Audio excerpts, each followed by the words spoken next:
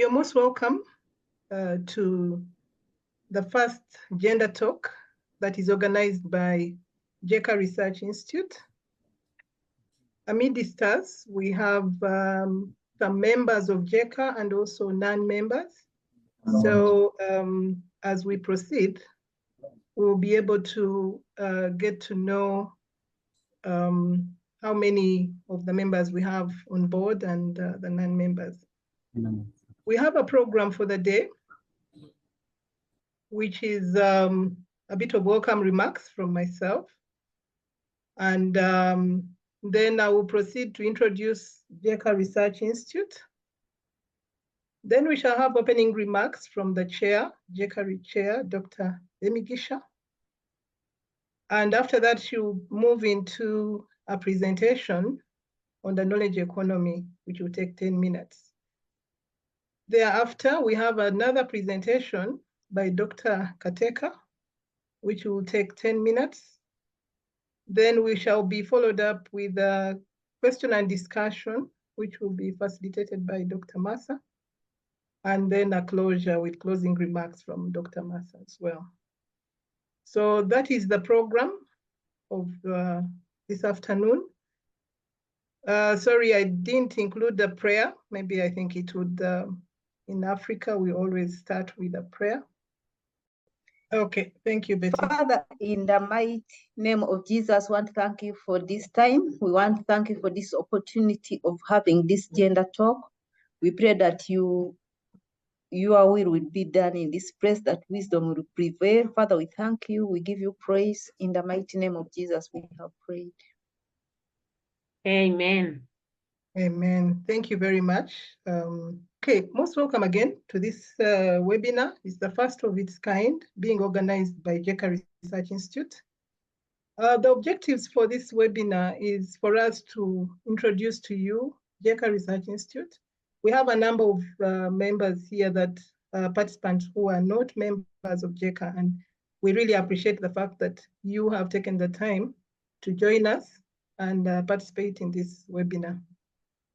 So in addition to the introduction to GECA, we shall reflect on the critical challenges in the nexus between gender, climate change, and agriculture. And that is what we do best at GECA Research Institute, understanding the linkages between gender, climate change, and agriculture in Africa, and see how that informs research and innovations. From this webinar, we hope to achieve the following: create the awareness we intend to about the Institute, to especially the new members. We enhance also your appreciation of think tanks. Think tanks are not a new concept, but they have been in Africa for a while, and we need to appreciate the contribution that these make to development. And then we shall also reflect on the unspoken issues in climate change, so that there is a general appreciation that climate change, there is much more that is not said and yet needs to come out through research. Then we hope that we can be able to generate some indicative futuristic areas for GECA that we can look at as research areas in the future. And hopefully we can be able to stimulate some interest from some of the members here to join us to undertake some of these research areas. For this webinar, we have some rules. Besides familiarizing yourself with the Zoom, the chat is open, so please feel free to post any questions, any comments, and we have one of our members, Bernadette, who will be following up on the chat flow. Then please switch off the video so that it doesn't compromise the bandwidth. Then you mute your mic, and also let us, please, if you have something to say, you can raise your hand or keep your hand down if there is nothing to say at that point. Now, I will talk about GECA Research Institute. We're an independent think tank focusing on 3 thematic areas: gender, climate change, and agriculture. Were conceived by a group of African scientists who were attending the COP14 in Mexico. And our founder member, Dr. Jane Migisha, was one of those members at that conference. And we have a vision to have an informed and resilient agricultural system for Africa that integrates gender and climate change concerns. In addition to that, our main mission, we are generators or producers of knowledge, and we also take it upon ourselves to see that knowledge that is generated is used meaningfully to support decision-making within the African continent. So before we have disseminated the knowledge, we try to adapt that to make sure that it's useful to the consumers of this knowledge. Our legal status, we are registered formally as an independent think tank and non-profit. And we have a governing body, has 9 members, and a small secretariat at ESIPS, that is our host institution.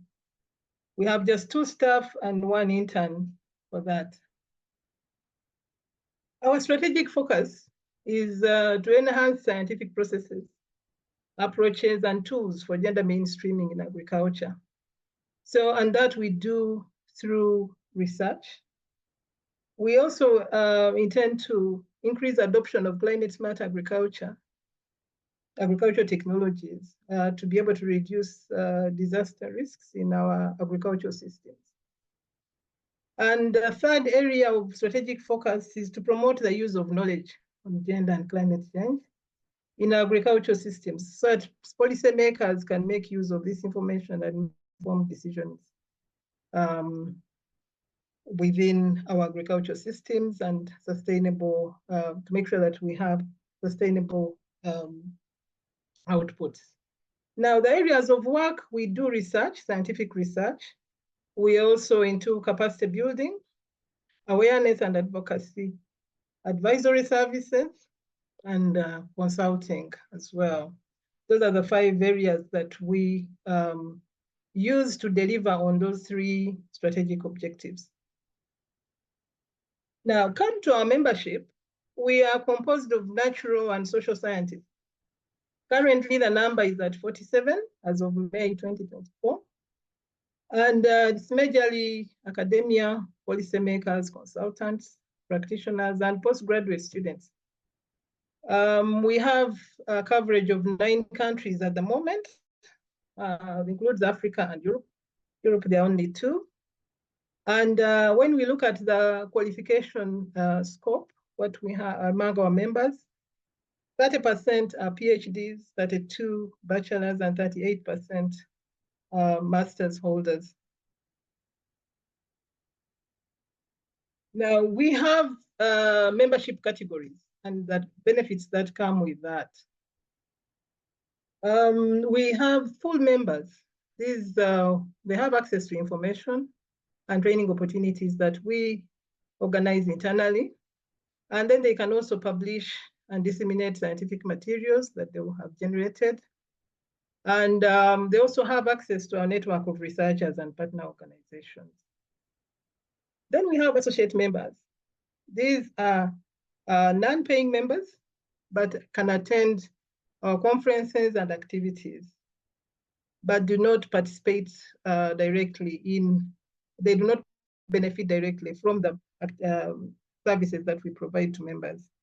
Then there's the student category that is open for internship opportunities for students. Currently, we have 1. And these are mentored and supported by the scientists already on board. So there's a lot that they do benefit from the interaction with the senior scientists. Then we have, the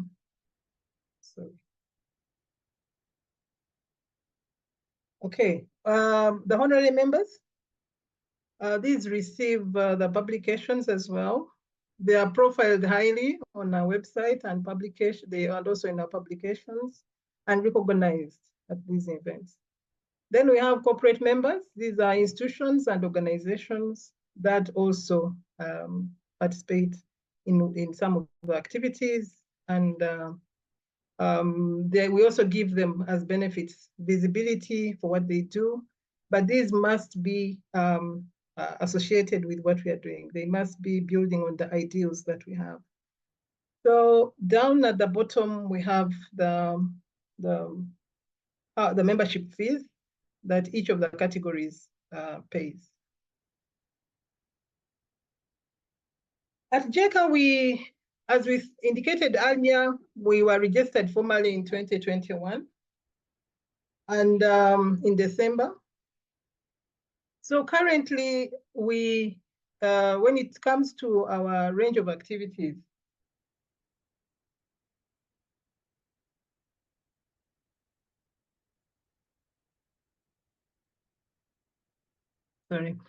range of activities, we have the webinar talks. This is one of our kind of publicity events that we have initiated, and this is the first of its kind being done at GECA. And the objective actually is to provide a platform on which we can reflect and dialogue on critical challenges in this sector.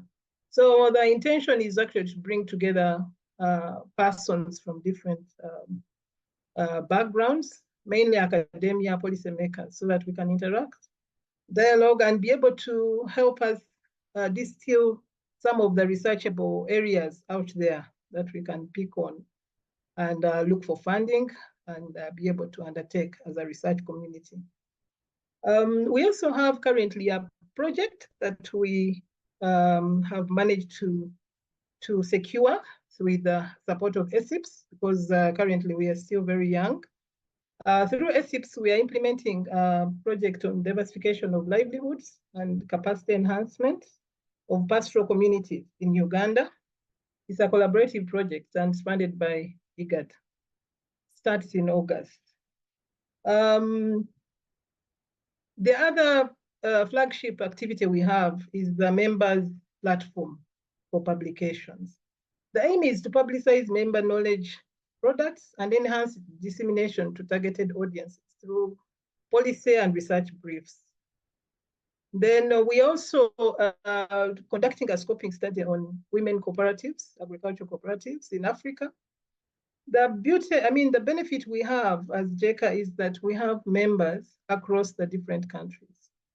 And currently, as indicated earlier, we have about 8 countries, and this initiative of collecting secondary data is being done by the members in those respective countries.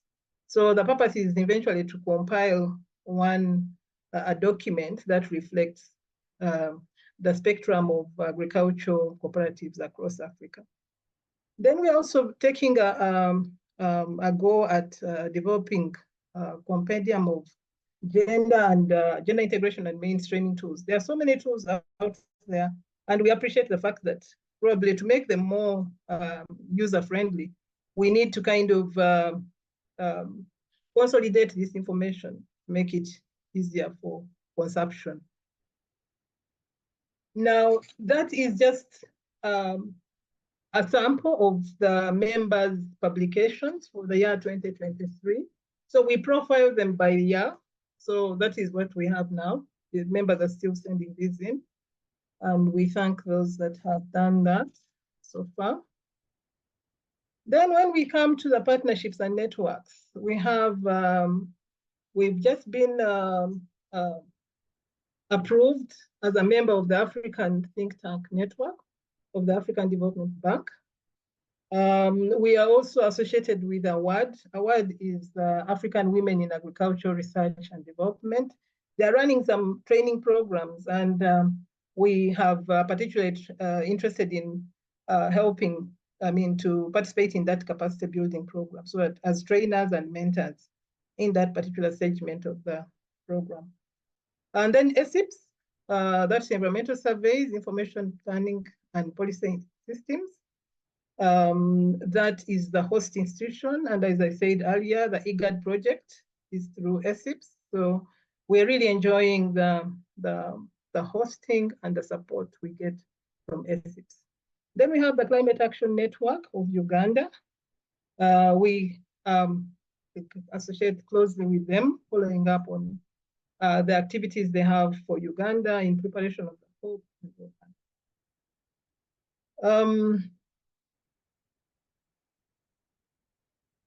Okay, yeah, I think I'll end there on this note because this other slide, I will share it a little later. So according to our program, the next item is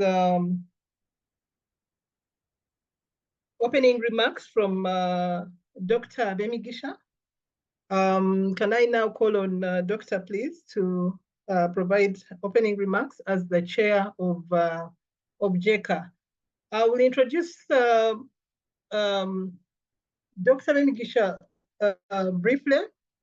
She is the current chair and executive director of ESIPS International, which is hosting us as GECA Research Institute.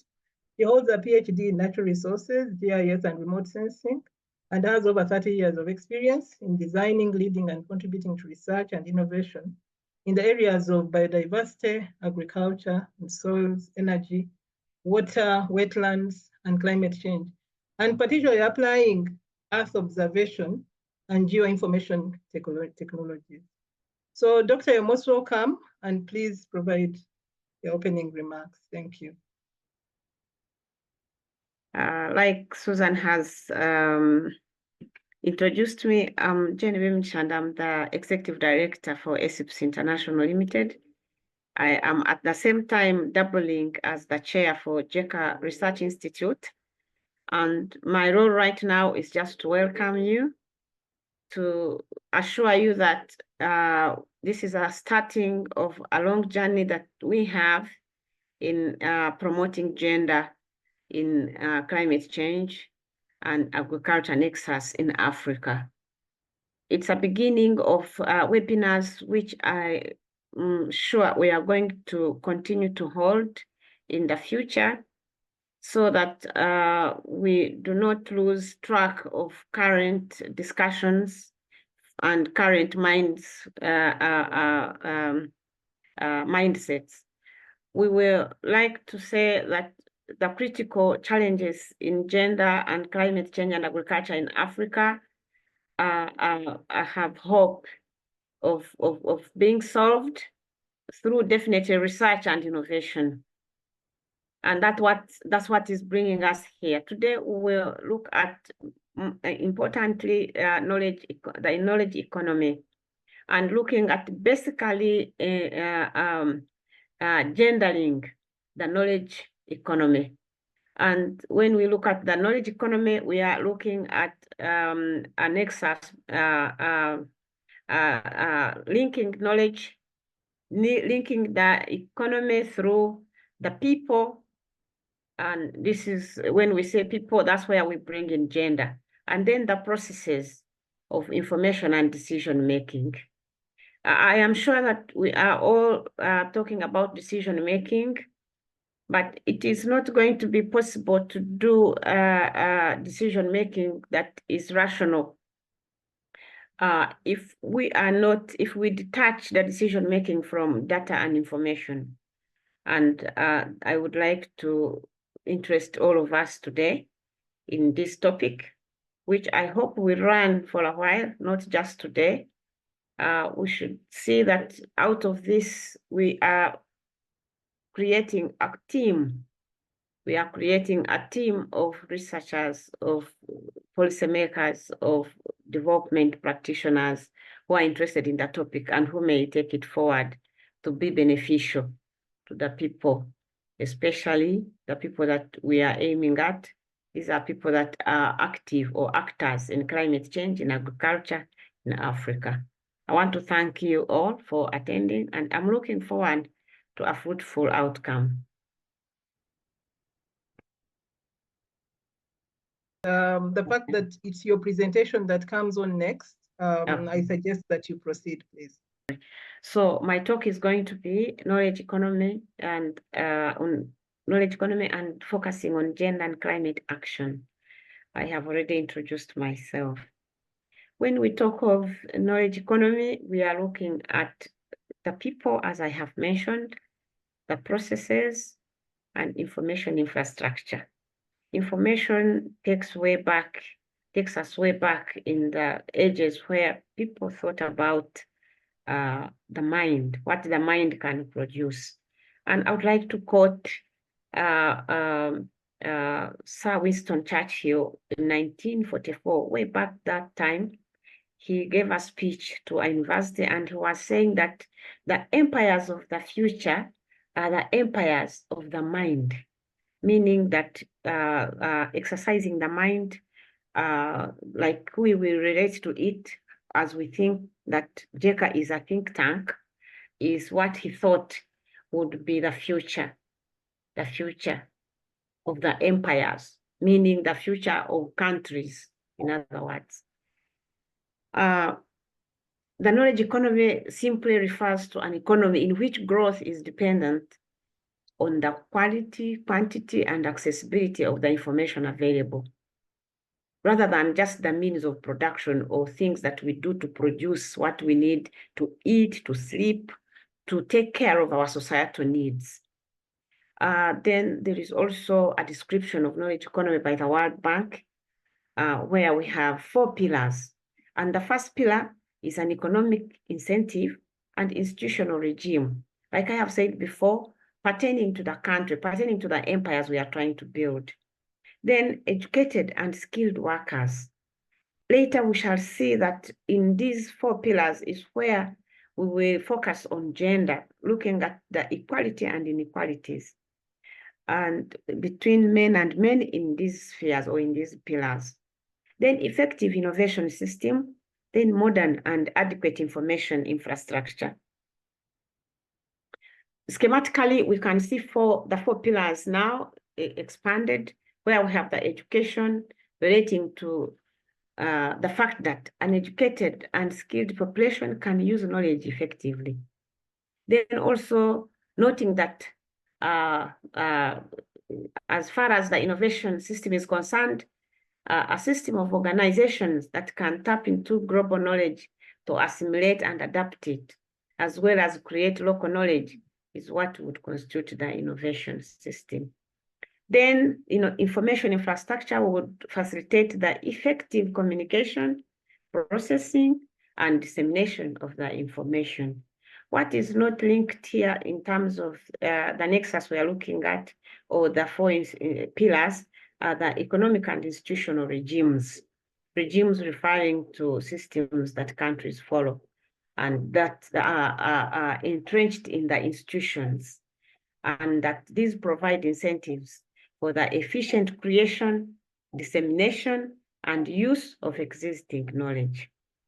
To give an example of the economic and institutional regimes, we would see that each regime that comes in terms of government will have specific departments handling, most of them handling information in ways. Although we may want to say there is one information ministry in Uganda, information and ICT, we know that even each institution has an information system. And therefore, the knowledge that is being exchanged, generated, exchanged, and of course used. I would like to talk briefly about the knowledge economy, especially in terms of its inception and adoption at ESIPS and therefore GECA, linking it to the institution that my colleague Susan has just elaborated on. Knowledge economy originated from research-driven companies. Right now, we are talking about research when we think of a think tank and information and data that should be used to address challenges in climate change and agriculture in Africa. But this really followed science. Science was at the bottom to make innovations and gain productivity from research and development. But we know that currently the knowledge economy we are talking about is related to the 3rd industrial revolution. Right now, people are talking actually about the 4th industrial revolution already. But at that time, the information and biotechnology revolution began in the USA in 1950s. Initially, knowledge industries were being established through engineering disciplines at universities, and just like also large industrial institutions within the large corporations. But in the modern time now, we know that the knowledge industries now have comprised computer and biotechnological industries, and the direct capitalization of scientific research through small academic spin-off companies is now currently key. And that takes me to where ESIPS plugs in and the GECA that it hosts. So we are part of the big body of academic entrepreneurship that is growing, which has been dominated by ICT companies. Before we would talk of Hewlett-Packard, would talk of Microsoft, and the mushrooming of such in what they call even now the Silicon Valley. Then, of course, the entire USA computer industry that has groomed what we call the information age, that is worldwide. And this is where ESIPS and the hosted GECA have found a place to offer our products and services. You will see on the right what ESIPS International Limited is dealing in. Basically, it's all focusing around information, but starting from the environmental surveys, that is environmental mapping in the field, or using satellite information that we undertake research and provide information.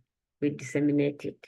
Right now, we have an information center that we are setting up, intended to be a resource center that includes support to environmental policy, supports environmental planning, then development of geospatial tools or applications that are supposed to answer key questions on resources. So far, we have 2 resource-based applications, one in rangeland, actually 2 in rangelands, and I think a third is now completed, and also one which has been developing since 2021, that is about wetlands vulnerability analysis for the Eastern Africa region. We also now, at the mid of it all, now having a think tank on gender, climate, and agriculture, generating information that is relevant to the nexus. I would like to talk about the place of women in developing knowledge economy, notwithstanding the fact that when we talk about knowledge economy and when we talk about gender, we are talking about men and women. But we should recognize that there has been an imbalance that has to be addressed. And when we talk about the balance, we are talking about the power around access to assets, the power around beliefs and perceptions, the power about institutions, laws, and policies, and the power about practices and participation. I will talk about just participation, and then institutions and laws, leaving alone the briefs and access to assets.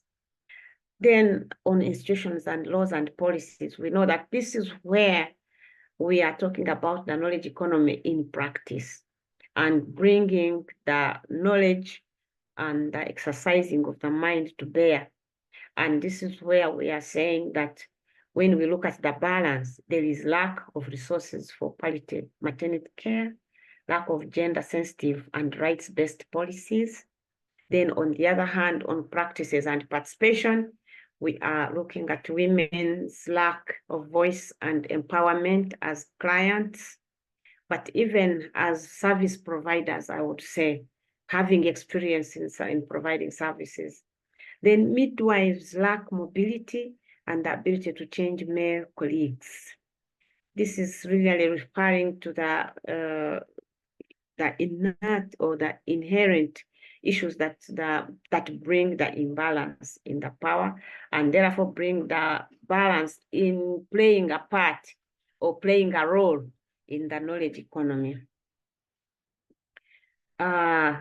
I think my presentation has got a problem. I can see the top part is not shown well, but I am going to talk about gender now specifically in the knowledge economy for climate action.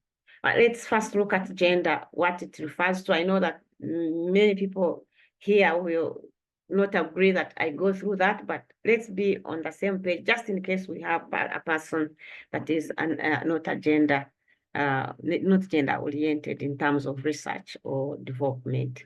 So gender refers to the defined roles and responsibilities that society has assigned to a woman or a man. These roles shape how men and women relate and how they play a part in any system. Then gender inequality has arisen, and this is due to societal and power differences between men and women, which leads to unequal access to resources, claims, responsibilities, and decision-making. Earlier, I said that we are talking about decision-making and how the information and knowledge economy are coming is that we are not just having decisions made, but we would like to see that these decisions have equal play of both genders.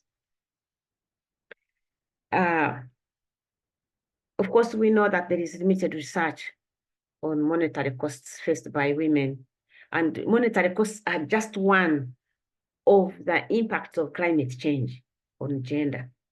And just to give an example of this, like heat stresses, floods, and droughts affect women immensely, because we know that the effort by the world to solve the challenges of climate change, especially through adaptation, are focusing on the main production players, which are women.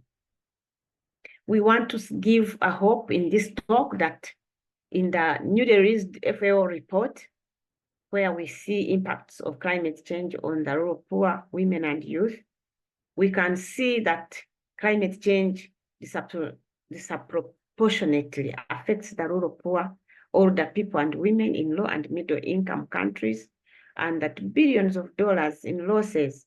While I said before that we do not have much research, but this one shows that there are billions of dollars lost among female-headed farming households, and that there is a further widening of the income gap between the men and the women. So there is already information to start with to think on how we can enhance the balancing of the power.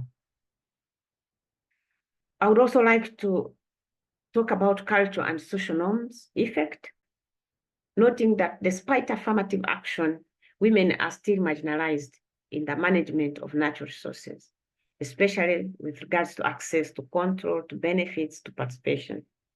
Yeah, I would like to give an example that the Ugandan government has a dual system of law or legislation that allows statutory and customary laws to operate side by side. Therefore, rights that women enjoy under statutory law, or they are assumed to enjoy, but they are often ignored when it comes to cultural practices. At a national level, we may be talking and making sense, but when you go down where cultural practices play a role, or they are still they are still regarded, we will see that we are leaving women exposed to discrimination at that level. Yet we know that women are responsible for almost half of the world's food production, especially in developing countries, where they produce up to 80% of the food. Then we know that since the majority are farmers, really we can say as farmers, women have learned how to cope. Since we still survive, since we still have communities growing, and we still have the populations of our countries growing and flourishing. They do this by practicing sustainable agriculture in their own way, in harmony with nature. You may not compare our sustainable level of managing our land with developed countries. or where women play less roles. This is very interesting, sincerely, that yes, they know how to switch to drought-resistant seeds. They know how to employ low impact or organic soil management practices. They know how to lead the community-based reforestation in their own knowledge, in their own ways, small ways, and they have also restoration efforts according to the UN Climate Action Document. Then we also know that FAO now has asserted that projects and policies focusing on empowerment can majorly improve resilience to climatic and other shocks. Therefore, engendering projects and programs could lead to an additional, they estimate, over 200 million families having higher resistance to such shocks through these small step-by-step empowerment efforts.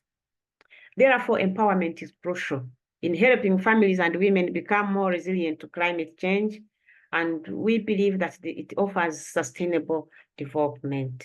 As I've said, that in their actions or in their steps to adapt to climate change, up where I have been talking about that women dominate in farming, in production of food, and that they know how to employ low impact organic soil management and other techniques or other practices that lead to sustainable production. There is a multidisciplinary approach to climate change and gender when we analyze the nexus. And this multidisciplinary approach helps us to comprehensively solve the problems, considering technical, social, economic, and all those other aspects, including research and communication of those aspects. Then we also note that a pool of ideas and perspectives of different experts will yield more results. When we put together our ideas from different disciplines, we yield more, actually, it's not just more results, but more reliable results. When we eliminate bias and then put across solutions which are not criticized by various policymakers, because there has been a review, internal review, there has been a peer review of our ideas together as researchers from different expertises. Then you could say that when you look at, when we are doing, for example, impact assessments, we go beyond in analyzing the environmental impacts alone. We go to implications. We go to policy recommendations. So therefore, the expertise now go beyond just the primary science and social science discipline, but also to higher levels of action, higher levels of action in terms of policy, management and policy. I would like to present to you today GECA as a winning card. And why do I say that? Because it is an entity with a number of subscribed expertises from different sectors. Or we are also passionate about climate change and a just environment where justice is played. The Institute is a great part, a great start, or a great part of a growing multidisciplinary research-driven initiative, especially on tracking gender and climate change impacts in agriculture in Africa. And our team has experts from all over the world right now, spanning Africa, Europe. We have interests now in the US and Canada. And we are looking at problem identification, proposal development, data collection, analysis, development, and concrete conclusions and solutions, and also looking at policy advocacy. So that's a mistake in the writing. Policy advocacy for the challenges. And then this built-up process should be a process that really plugs better in the knowledge management economy and therefore the development of our countries. GECA develops climate change solutions that receive ample review, like this I've already said, and are collectively embraced by those implementing climate actions in gender and land management activities and more. I have a main message that please join the GECA Institute so that we can do more on gender in the knowledge economy, especially for climate action. Our GECA Institute is open to all professionals who are ready to create a climate change, gender equity environment and do more. Membership varies, and below are the existing categories. You may join as an individual, you may join as a corporate, also a corporate or a company. And the above all have distinguished responsibilities and benefits, which you'll find on our website. Check esips.org/GECA membership. Please come and join us. Let's change the knowledge management sphere. Let's change our development sphere. Let's change our world to better adoption and better adaptation to climate change. Thank you.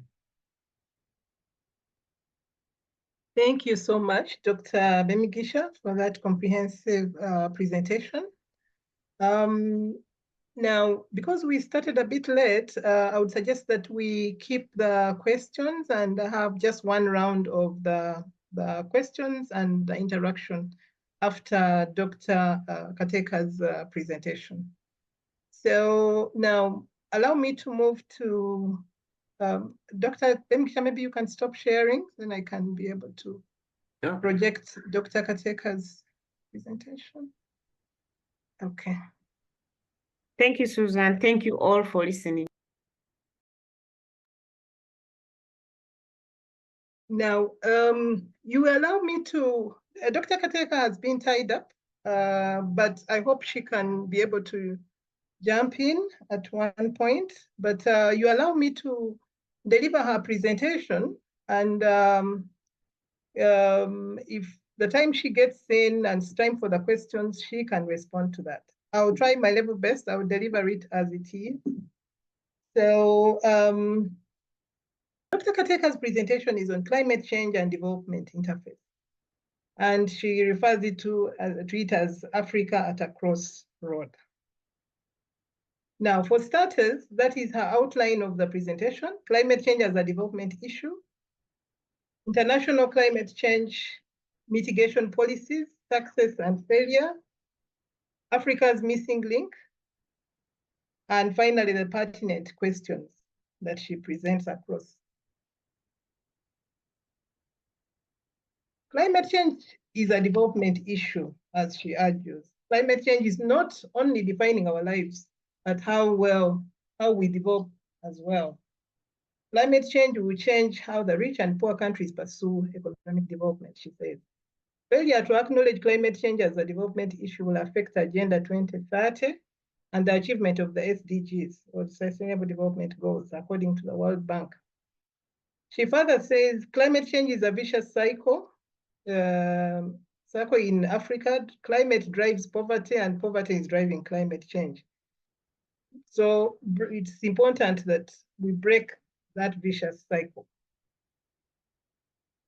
She shares some images of climate change, how it affects the different aspects of life. Further, she talks about the international politics of mitigation. Greenhouse gas emissions are the key drivers of global climate change dialogue, she said.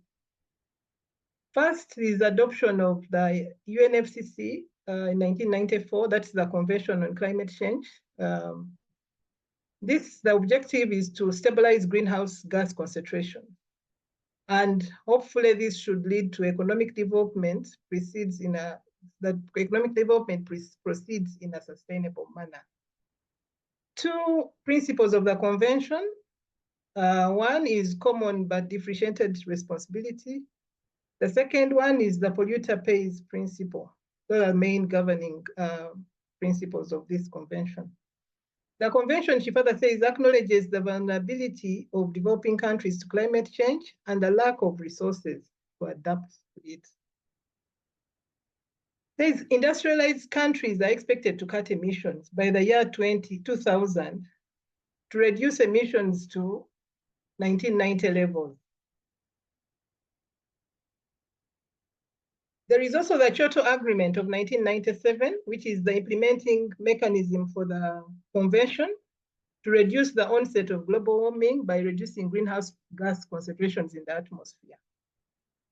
Despite the protocol, the global emissions have increased by 32% from 1990 to 2010. The Paris Agreement, which is also another agreement of 2015, succeeded the Kyoto Protocol and has a long-term temperature goal to keep the rise in global temperatures to below 1.5 degrees centigrade, which is above pre-industrial levels. To stay below 1.5 degrees centigrade of global warming, emissions need to be cut by roughly 50% by 2030. In contrast to the 1997 Kyoto Protocol, the distinction between developed and developing countries disappears. Developing countries also have to submit plans for emission reduction. She presents a graph, a map, showing carbon dioxide emissions per capita. We have Africa in the middle there. The largest proportion shows green, which shows it's below 1.0.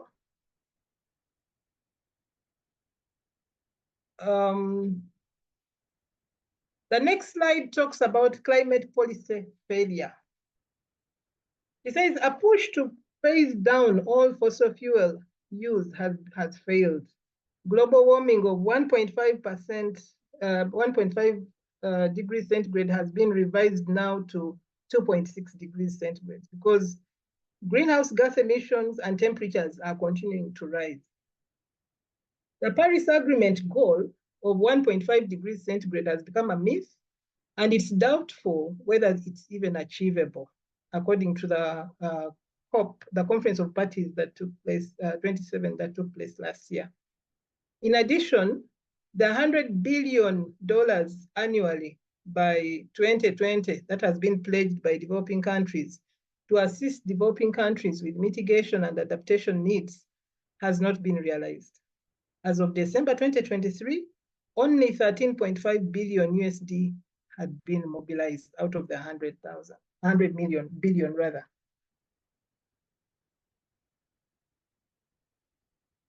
So she further says, because of the failure of international policies to reduce greenhouse gas emissions, a new approach has emerged. It's being called nature-based solutions, NBS.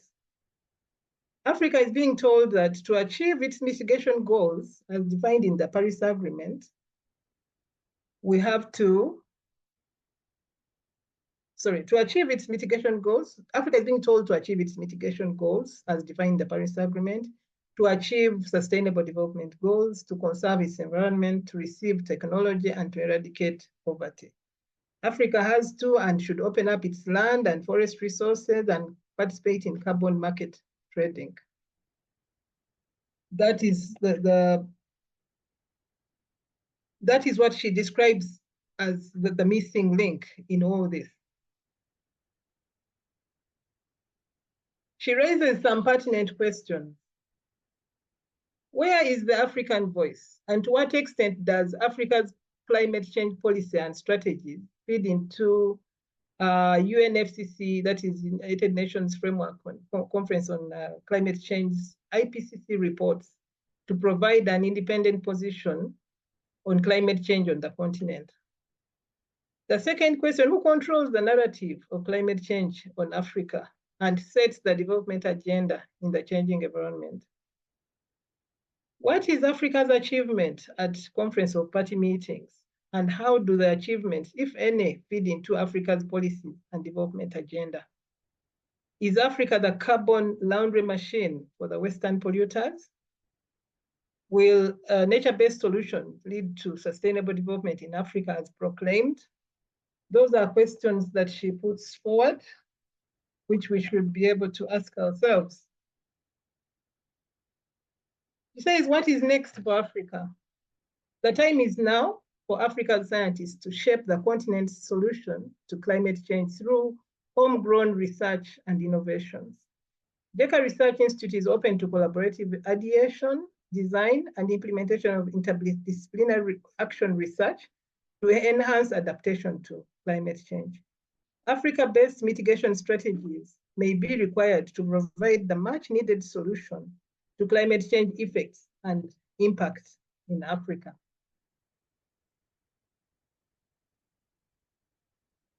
Yeah, she ends there on that slide. Yeah, and one of the things she has emphasized is for us through this webinar to be able to tease out some possible research questions around climate change that can help to inform Africa's agenda on climate change. And we reduce our dependency on solutions that that may not be working very well for us. So I wish to stop there. I'm very sorry I did not introduce Dr. Kateka. Allow me to just present her profile. Dr.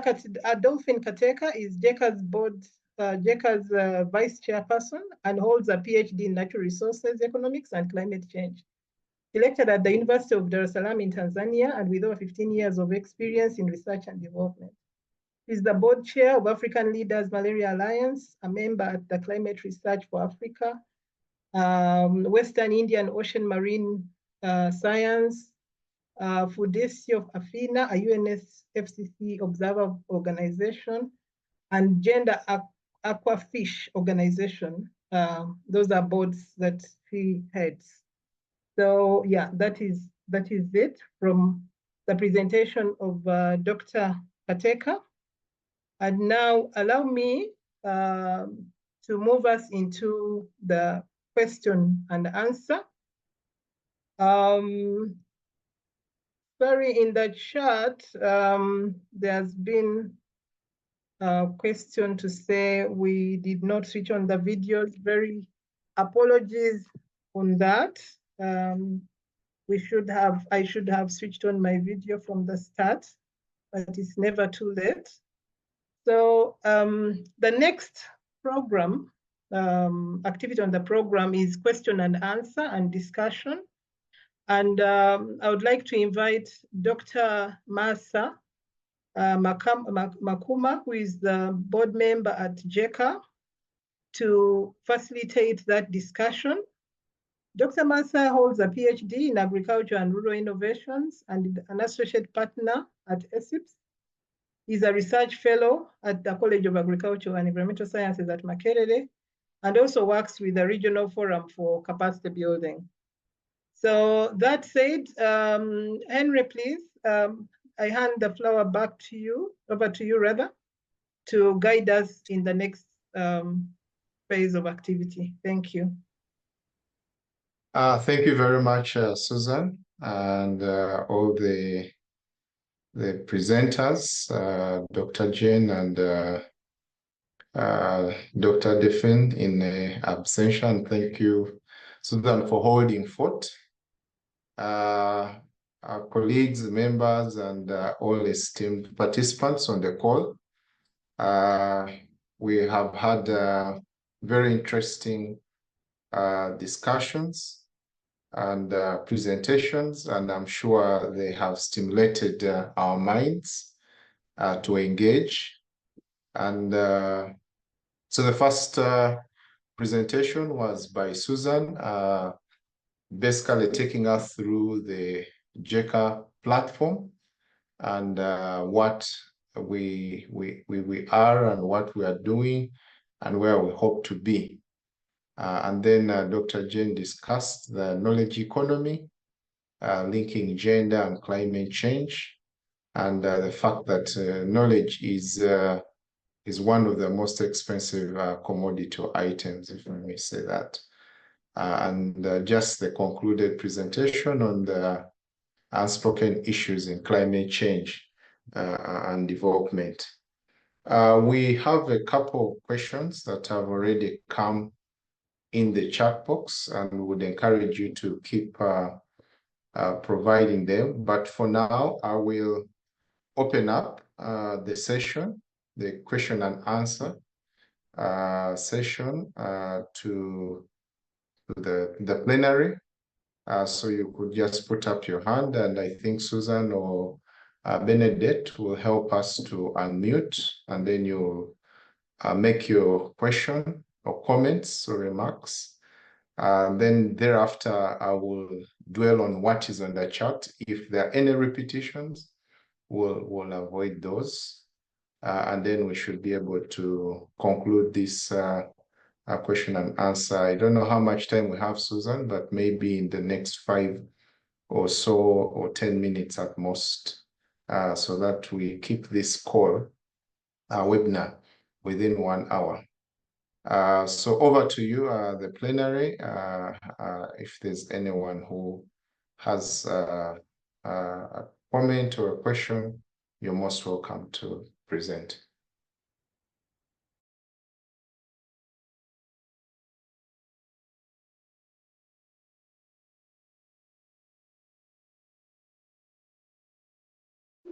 Good evening, everyone. I think for starters, I'm Benedict Natwasa, and current intern with GECA. I'm a forestry graduate. In the chat, I have been able to see one question. They appreciate the initiative. This is by Vera. She appreciates the initiative. It is a great initiative, and has a question. How often do you intend to hold the webinars? And her second question is, how are the topics selected? Yeah, so maybe we can get an answer from anybody. From either Susan or Dr. Jane, or even Mr. Hyman.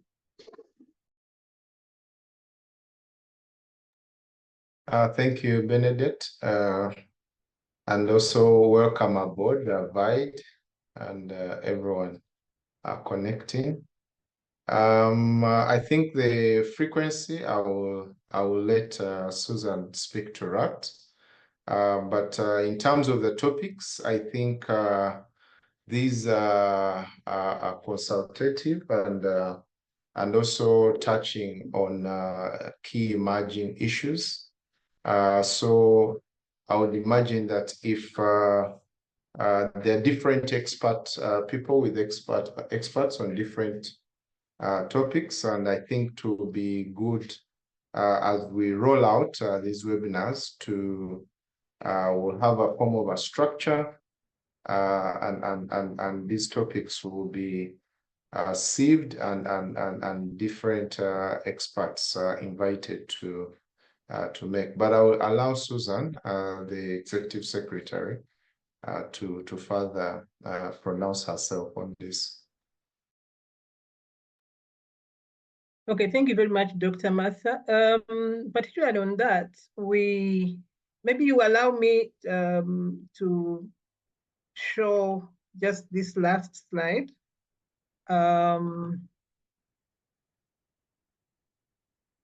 Okay, as Dr. said, the topics are going to really be dependent on the prevailing issues.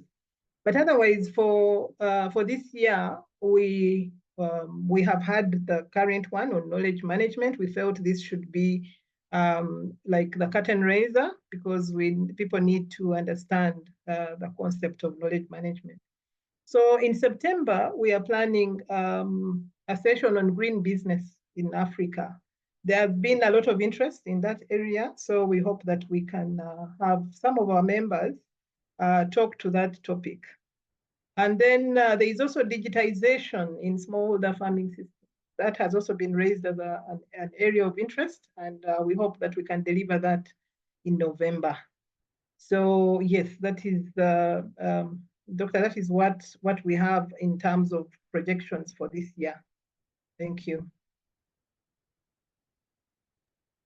So thank you. I would add that in case any member or participant has a topic that could be of interest, you're welcome to forward that to the Secretariat.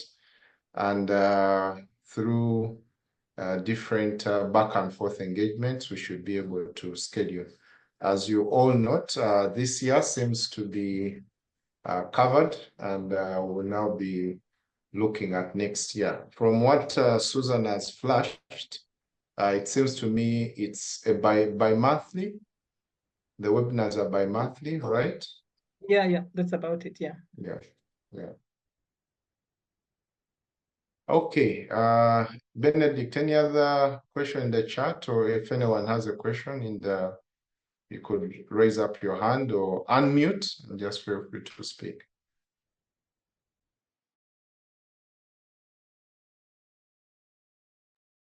There are no questions in the chat, so maybe people may unmute and give in their questions and maybe their concerns and expectations maybe for the next webinar.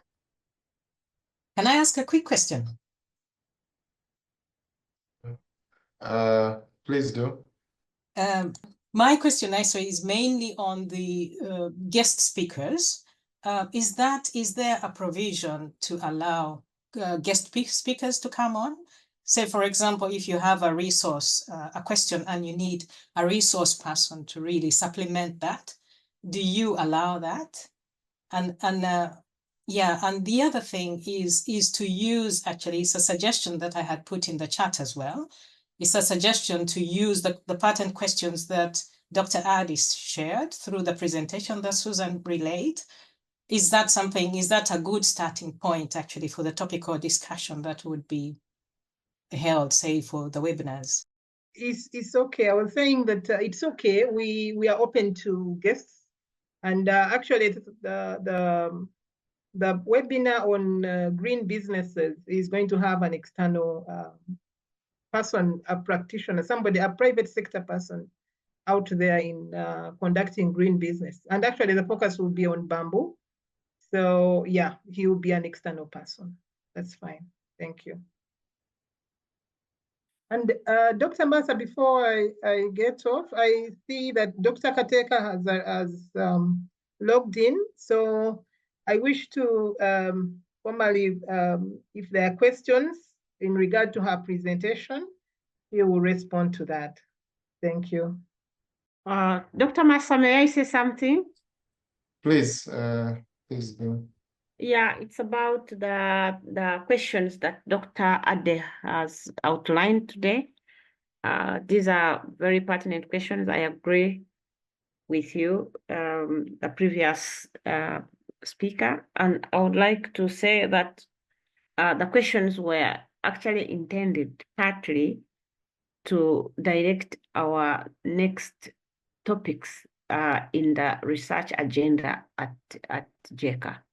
But what you say is very important, that could we consider these questions for the next topics as well for the webinars?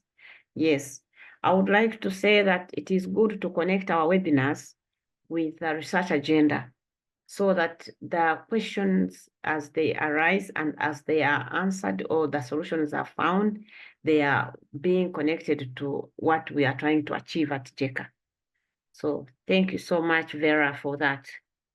Thank you, Dr. Jen Gisha. That is a great idea indeed. Yeah, thank you.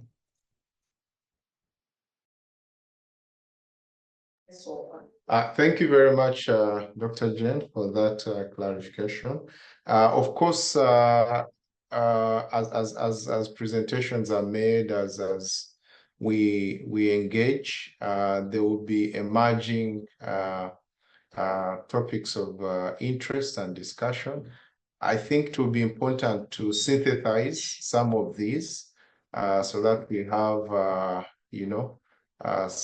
webinars that are loaded and it doesn't harm to have a multifaceted of subtopics of discussion so that we ensure that we cover as much ground as possible.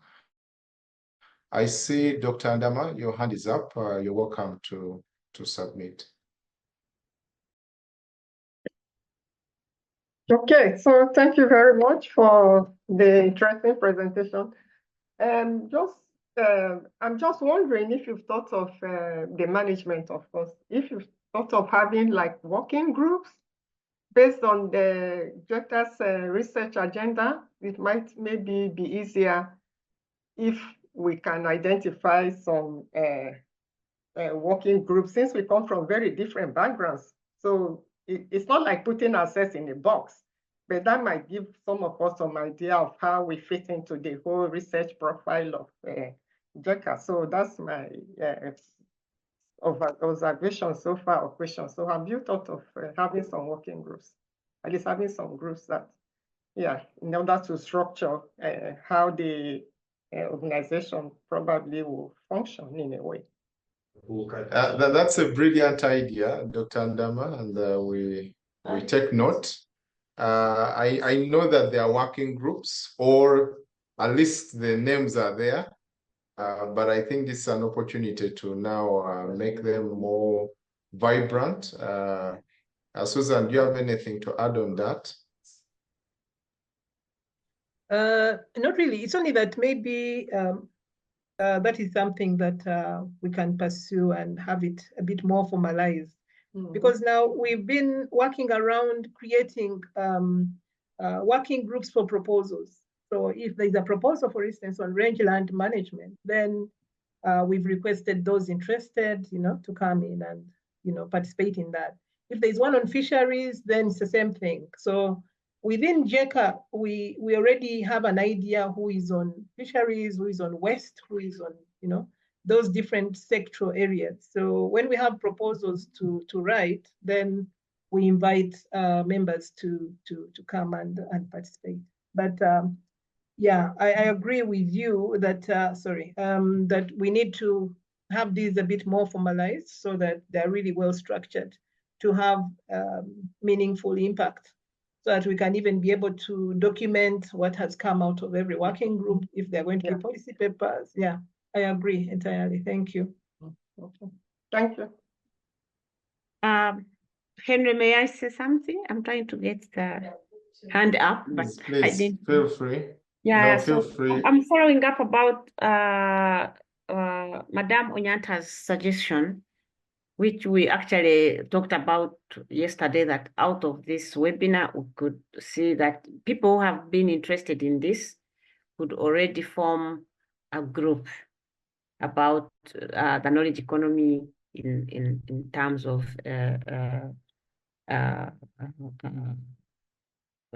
benefit to climate action. So I think it is very good to hear it from someone else, that out of these webinars we could form groups that handle a topic, publish. Bernadette and I have already talked about publishing what I presented about, but it is also very good to see that we link it to what Dr. Ade has presented, and perhaps produce one paper, and whoever is interested in this would join us to publish. And I would like now to hear again from other members so that we take it forward as one of the outputs of the meeting or the webinar. I would like to say something.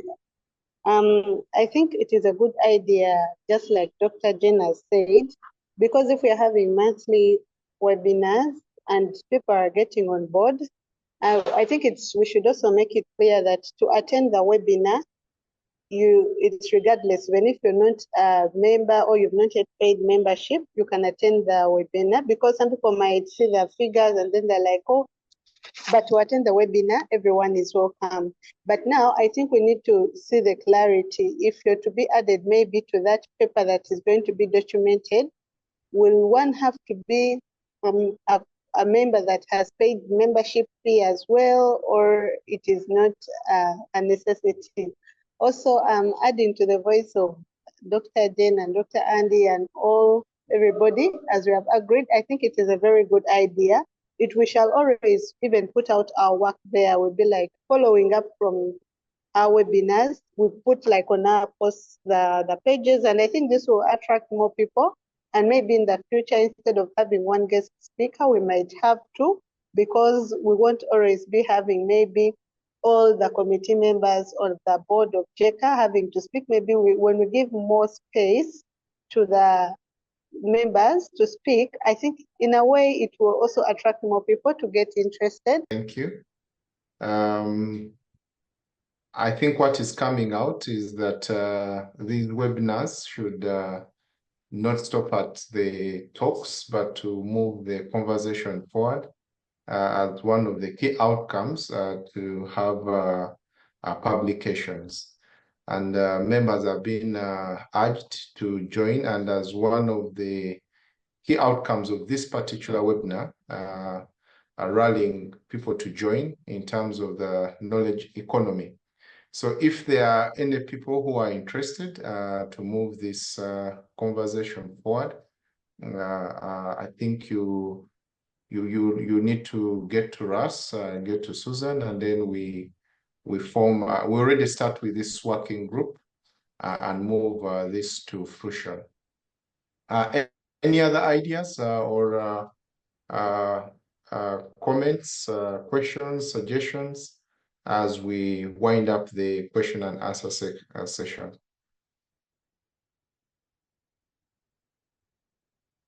Okay. So silence means consensus and in agreement. I would now invite Susan to flash, I think, the slides. If there were any slides in terms of the GECA that were remaining, I think we'll go through that, and then I'll come back to give a few closing remarks, and then invite Dr. Jane to crown it. Did we have any pending slide, Susan? Or this was a slide, the closing slide. So to take note that our next session, our next session will be in September, and will be on the green economy in Africa, still in the context of gender and climate change.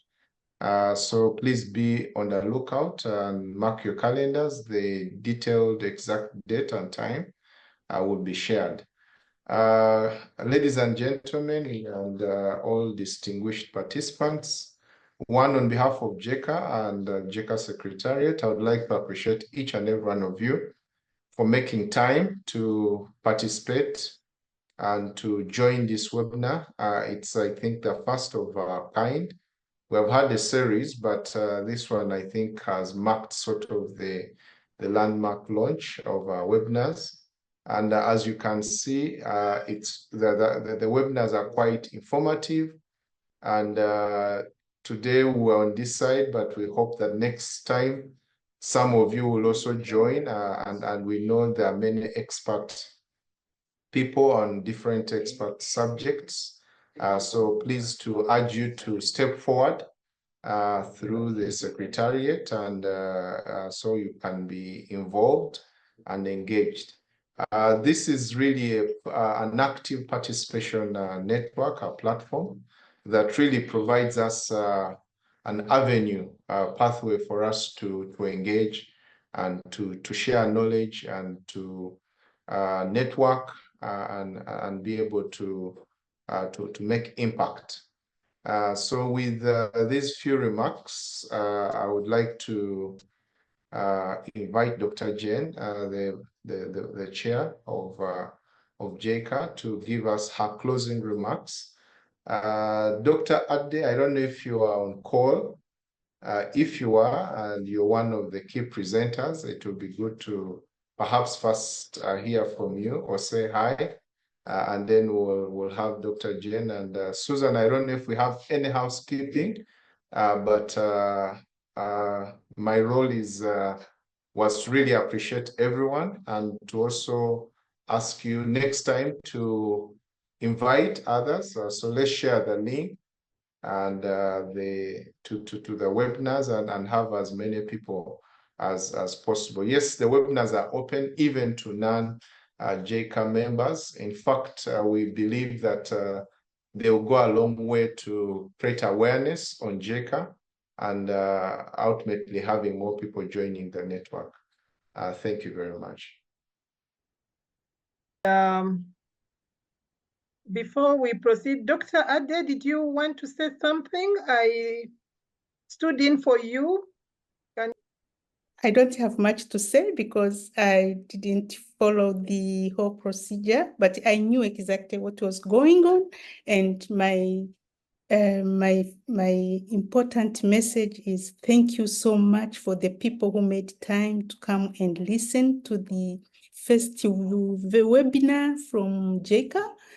And it's the beginning, and we are looking forward to even more engagement, given the amount of resource that is coordinated by GECA. And